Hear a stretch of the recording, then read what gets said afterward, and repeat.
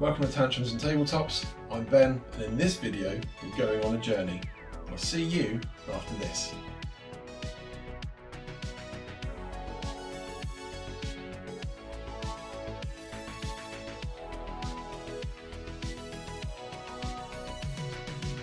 So today we're travelling back to the time of big hair, big shoulder pads, neon lights and VHS tapes, as we take a look at September 1988 and what was happening with Games Workshop at the time. To do so, we're going to take a look at the ancient texts of White Dwarf 105. Outside of Games Workshop, what else was happening in September 1988? Well, at the box office we were all watching Rambo 3 and Beetlejuice. On TV, kids were being entertained and frightened by Count Duckula. Yaz had a #1 hit single with The Only Way Is Up, and the #1 album was Kylie by Kylie. And most importantly of all, the World Wrestling Federation champion at the time was the Macho Man Randy Savage. I was doing real good, yeah. I was styling out there like a champion, yeah. So straight away, it's White Dwarf. You know what you're getting. Games Workshop branding along the top. Let's just take a look at that cover. The art, again, it's classic era of Games Workshop. So here's the front cover with the first appearance of the Harlequins, and the art here is by David Gallagher. And in 1988, an issue of White Dwarf would cost you a grand total of £1.50, which is a far cry from the $6.99 it costs today. That's a 366% difference in... So let's get stuck into the magazine and have a look at what's going on. So first, we have an advert for the Fantasy Miniatures hardback book, the authoritative guide to the world of fantasy miniature painting. It is packed with colour photographs illustrating the skills of the finest figure painters. The full colour hardback book featuring the best of the Golden Demon Awards Grand Final 1988 will provide invaluable inspiration for all fantasy miniature painters. So that's a pretty cool book they've put out. What's really cool in here is, again, identifies every artist who's done a piece of work in the magazine, which is something that Games Workshop don't do now. A lot of people malign them for, quite rightly so. If we look here, a subscription to White Dwarf in September 1988 was £18 for a year. So compare that to now, it's a little bit different. So let's jump in. Chapter approved, the Land Raider. I'm not too sure if this is the first appearance of the Land Raider in White Dwarf, but let's have a look. From the beginning of time, man has believed that the stars control his fate. Through their movements, people have seen future events and intimations of the will of their gods. In the 41st millennium, billions still watch the sky fearfully, searching for a portent of doom. But in this time, they have reason to fear. From the stars come ships, some to trade, many to wage war. Most feared of all are the ships of the legions Astartes. Gravid with their cargo of death, the land raiders of the Space Marines bursting upon the unsuspecting, roaring like thunder, burning all before them. So this is really interesting. It's saying that each time a land raider is built, a wildcat or other locally obtainable predator is sacrificed within its ceramite framework. oh, That's a bit morbid. And it also says here, if a marine land raider should be lost, its tech marine offers prayers of mourning for its spirit. If a tech marine is slain, his land raider must be reconsecrated by one of his technical brethren. In the field, this is often done simply by taking a ring bearing the vehicle's serial runes from the dead tech marine, and the full reconsecration takes place later. That's a pretty cool bit of lore. So here we have a colour section on the Land Raider, and what's interesting is in 1988, the Imperial Guard could take Land Raiders. We've got this, which is Dark Angels, not a colour scheme we'd associate with them. And there's the Blood Angels, the Raptors. That's just pretty cool. Next page is still more for the Land Raider, but this time we've got some stats. So in your army, you can have 0 to 10 Land Raiders that cost 744.5 points each. And this is that magical time of Rogue Trader era, where the stat lines are very in-depth and quite RPG inspired. This section is Illuminations, or Young Artists. From illustrative work for White Dwarf to the cover art for Dark Future and beyond, young artists of every age and background play a vital role in presenting the imagery and the atmosphere of Games Workshop's product line. Whatever the subject matter, fantasy, science fiction, horror, there are some artists who evoke the atmosphere with apparent ease. We've got different styles of artwork here by Jim Burns, Les Edwards, Brian Sweet, Chris Collingwood and Tony Roberts. And these are just awesome. Over the page we've got the mail order section, and I can tell you now the prices here are very different to what we pay these days. We've got new for the time Blood Bowl for £19.99, and that is a lot cheaper than today.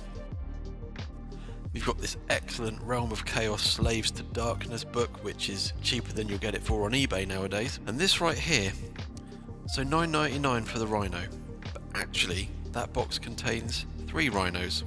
Compare that to the price of today. Yeah.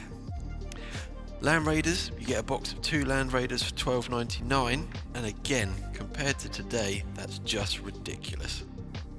Some excellent full colour artwork for Realm of Chaos Slaves to Darkness, which was one of the expansion books back in the day. It could be used in both Rogue Trader and Warhammer Fantasy. More of this excellent Realm of Chaos artwork. Again, this artwork is just fantastic. Pen and ink, chaos symbols.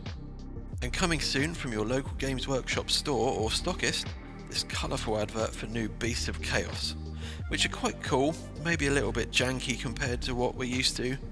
And then there's these 40k dudes, that they're a bit... Rocks Away, a nice little feature on Goblin Stone Throwers with some background on them. An old staple that you don't see in White Dwarf anymore, comic strips, Gobbledy Future.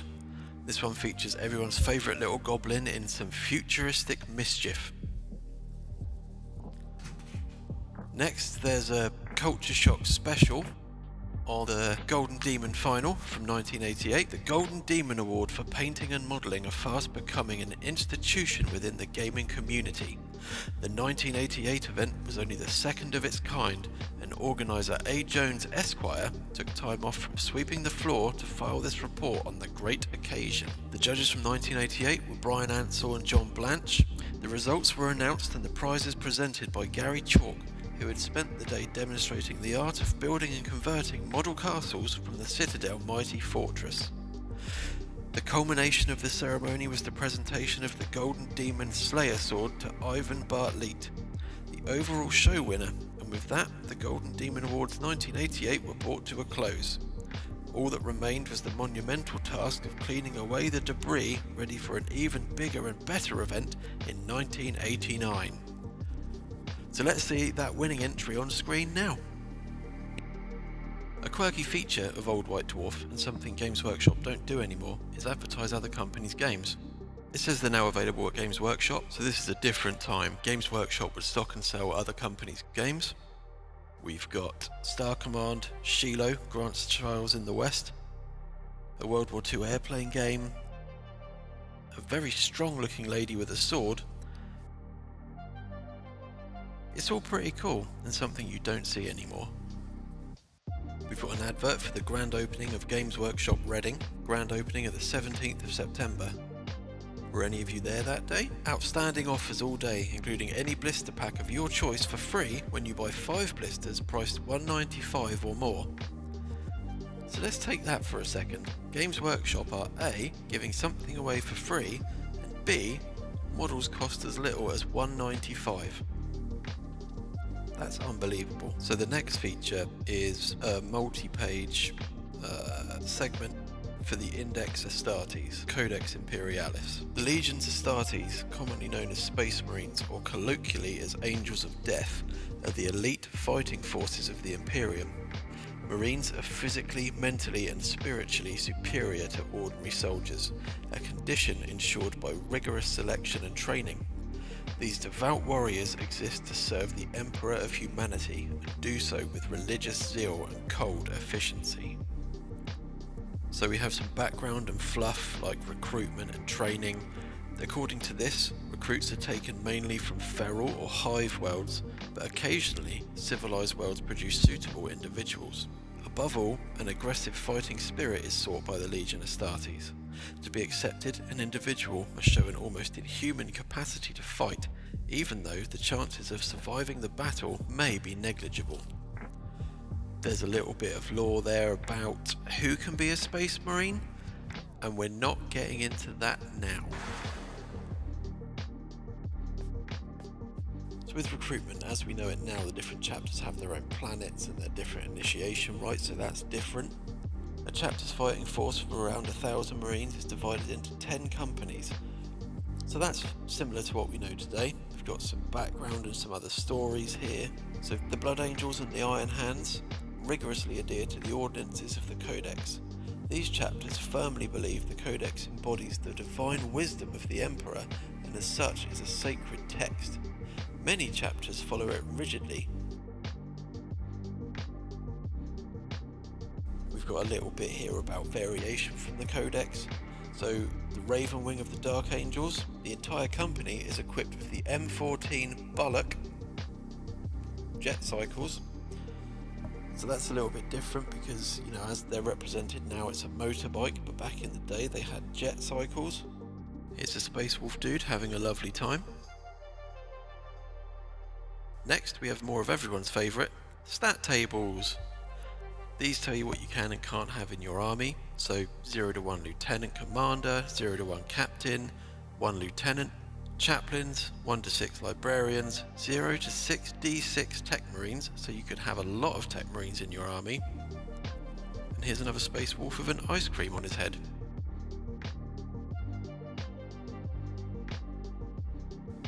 Here's an advert for some Slaanesh and Khorne models.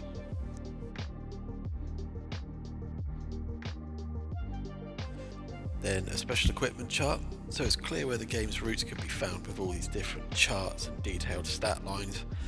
It's very RPG-ish in a way. An example here is selecting grenades and missiles for your army. So 7 points for a D100 roll will give you a randomised item from the list. Again, something you would not see in White Dwarf anymore. Several adverts for independent retailers or friendly local game stores. Then we have some feature on the Harlequins, so there's a big story on them. I won't read it, I'm pretty sure you're already getting bored of my voice. But here it is on the screen for you to read it yourself.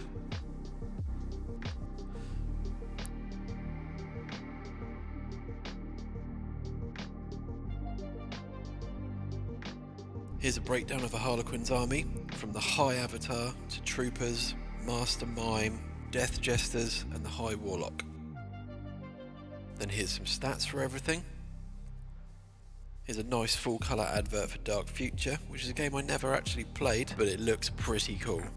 A lot of cars, motorbikes, gangers. This guy's asleep. This guy's, well, dead. There's a few more pages detailing characters, background and stats, just really fleshing out the army. Then we've got this really colourful advert for the Harlequin army set, which was sculpted by Jess Goodwin. And checking the mail order section, these 18 miniatures were available for just £9.99. Next up, Realm of Chaos competition, Slaves to Darkness. Now, this book is old, it's awesome. Deep in the dimensionless void of warp space lie 50 spike-infested copies of Slaves to Darkness just waiting to be claimed. So back in the day you would have to write your answers down on a postcard. In 2023 we can do this quiz online. Are you ready? Question 1. Which of the following is not a Chaos God? A. Khorne, B. Slaanesh, or C. Solkan? Question 2. Which of the following is not a Chaos weapon? A. Sword of Fear, B. Flashing Blade, or C. Chainsword? Question 3. Which of the following is not a Chaos mutation? A. Flat Head, B. Cloud of Flies, or C. Silly Walk? Put your answers in the comments for the chance to show off your obscure Warhammer knowledge. Here we have a location map of all the Games Workshop stores at the time. My local was Southampton, and right here at the bottom is where I live. I wonder how many of these stores are still there, and who else loves that old look of the shops, the black and the yellow. There was something very special about going in there back in the day. Next up, with a little help from my friends, a complete encounter for Warhammer Fantasy Roleplay by Carl Sargent. There is an awful lot of story in this article, and it would take too long to go through it all, but with a little help from my friends is a complete encounter for Warhammer Fantasy Roleplay, and is designed for a small party of player characters. A wizard's apprentice or wizard will be useful, as will rogue characters. The encounter locations use Middenheim as an example, although any medium or large sized city in the old world will do just as well. If you decide to set the encounter in Middenheim, you may like to use it as part of Power Behind the Throne, but be careful of giving the PCs too much to do. The encounter is designed to give players a chance to think before they bash. There's been a kidnapping, and the PCs are hired to rescue the hostage. The characters should consider their rescue attempt carefully, but may have to improvise quickly if things don't quite go according to plan. So here we have a lot of background information about the setting, information about time. So the game starts at noon and progresses on from there. There's plenty more of this great artwork, which has been a real highlight of going through this issue. Some maps of the general areas in the scenario so you can really set the scene. And then profiles for some characters, including Giuseppe the dog. Sounds like my kind of guy. From kidnappings, wizards and Giuseppe the dog, we hit the pitch with an extract from the Blood Bowl companion, Chaos on the Pitch. This article by Jervis Johnson introduces us to the rules for chaotic Blood Bowl teams. The multitudinous minions of chaos fall upon the civilized countries of the old world, spreading destruction and terror in their wake and threatening the very fabric of society. Fortunately for all concerned, the activity of the zones of chaos fluctuates, bringing periods of relative peace and tranquility. Anyway, it gives the foul creatures of chaos time to organise their teams for the next game of Blood Bowl. Those crazy chaos guys. So we have things like special rules. There's Chaos Dwarf teams, Skaven, tables of mutation, Dark Elf teams, player characteristic tables everywhere. There's even a table for how the sun affects Dark Elf teams. Dark Elves, more than any other chaotic race, find it unpleasant to play under the direct rays of the sun, which is why most of their own stadiums are built underground. Their passing game can be particularly badly affected on sunny days. If a Dark Elf team is playing, the opposing team's coach should roll a dice to see what the weather is like at the start of the game and after each touchdown is scored. So then here's the sun table. So on a roll of 1 or less, it's very sunny. Dark Elves must subtract 2 from any dice rolls on the throwing table. When rolling for the weather after the next touchdown, subtract 1 from the roll. On a 2, it's sunny. Dark Elves must subtract 1 from any rolls on the throwing table. 3 to 5 is slightly overcast, no effect, and a 6 or more, storm clouds are gathering. Add 1 to the next weather roll.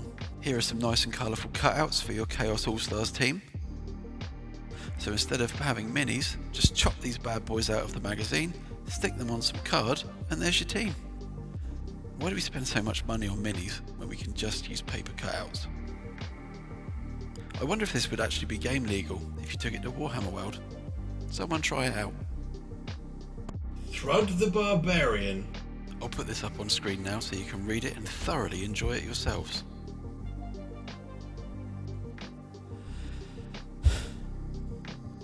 John Blanche enters the world of Dark Future in the Heavy Metal feature, and he's ready for anything, because he's tough, he's mean, and there ain't no one who can tell him what your archetypal mean biker should look like.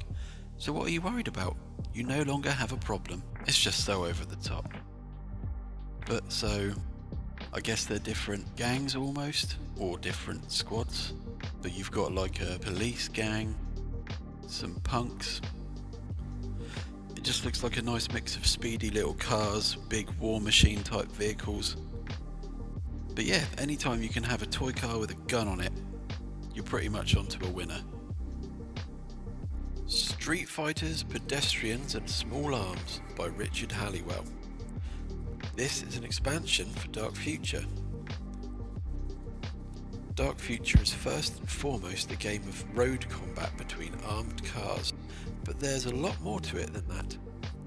So this article covers a few ideas to do with small arms, rifles, pistols and the like, which are handheld rather than vehicle mounted.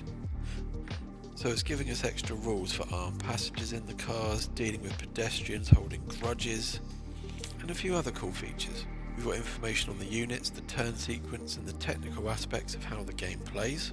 As I've said, I don't know enough about Dark Future to know how much of this is interesting, but if you'd like us to dive into it in the future, please let us know. Here's a feature and some stats for the new weapons mentioned in the article. I guess in a way this game was a bit like Necromunda in that you'd have to get loot and cash and kit your gang out, so you got the cost for everything here. And over the page we've got an advert for the game, available this summer for $19.99. 12 feet of full colour hard-wearing highway, 4 bikes, 4 cars, a rulebook. Here's an example of one of the cars painted using official Citadel paints, which are available from all hobby and game shops and direct from Games Workshop. On the back cover we get an advert for the new, at the time, 2-pack of Land Raiders. There's something pretty cool about that old 40k logo and this old Land Raider design in general. I know you can still get them on Forge World. They cost a little bit more than $12.99. And that was White Dwarf 105 from September 1988. Like I say, that's the end of our look into September 1988 and White Dwarf issue 105. I really hope you've enjoyed the video. I had a lot of fun making it. And if you enjoyed it, please consider giving it a like. And if you like what we're doing on the channel, please also consider subscribing. It really helps us a lot.